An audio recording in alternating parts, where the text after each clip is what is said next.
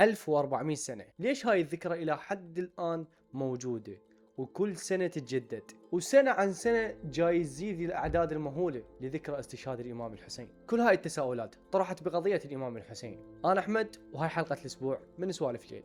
إذا أنت أول مرة تشوفني اشترك بالقناة، كل أسبوع راح تكون أكو حلقة نحكي عن موضوع معين، فإذا أنت عندك موضوع حاب نحكي بيه اكتب لنا إياه بالتعليقات. قتل الإمام الحسين، على مود نعرف ليش ظلت هاي الحادثة أكثر من 1400 سنة خالدة وتتجدد كل سنة، وسنة عن سنة تزيد الأعداد المهولة لذكرى استشهاد الإمام الحسين. فلازم نرجع بالأحداث ما بعد قتل الإمام الحسين، من انفصل الرأس عن الجسم. بالروايات والكتب ما بعد قتل الإمام الحسين صارت اكو أحداث كونية غريبة: سواد السماء، الغيوم تمطر دمه، تحت كل حجر موجود اكو دم حار وما متخثر، يعني دم يعتبر بعد جديد. وكثير من الأحداث الكونية اللي صارت خلت الناس تفكر وتوقف يم نقطة نقطة: هل هذا الإنسان لهذا الدرجة عظيم عند الله بحيث صارت تغييرات كونية بعد قتله؟ من نقرأ بعض الأحاديث والنصوص نشوف يزيد بن معاوية وابن مرجانة تورطوا بقتل الإمام الحسين، فقام واحد يذبح على الثاني. يزيد يلم أهل الكوفة ويقول لهم: أنا ما أمرت ابن مرجانة بقتله، وهو استعجل بقتله. ابن مرجانة من يسمع هيك كلام يرجع يلم أهل الكوفة ويقول لهم: يزيد ورطنا هذا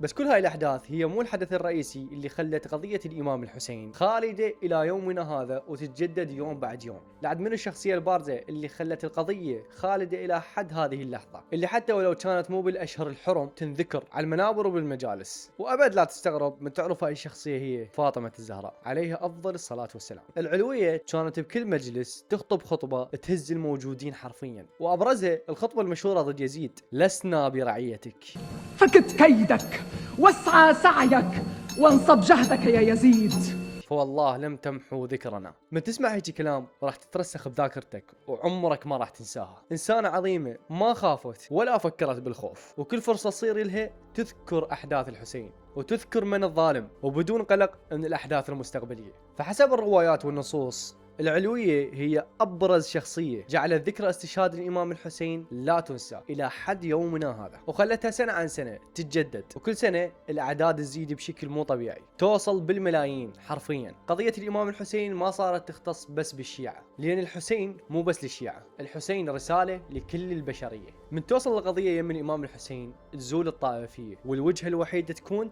العدل والوقوف بوجه الظلم. وكل هاي الأمور خلت قضية الإمام الحسين يوم بعد يوم الناس تفتهمها بشكل أوضح. مهما كنت أنت سني، شيعي، صابي، أو من أي عرق كان أو من أي طائفة كانت، قضية الإمام الحسين هي قضيتك، وستبقى يا أبا الشهداء خالدا جيلا بعد جيل.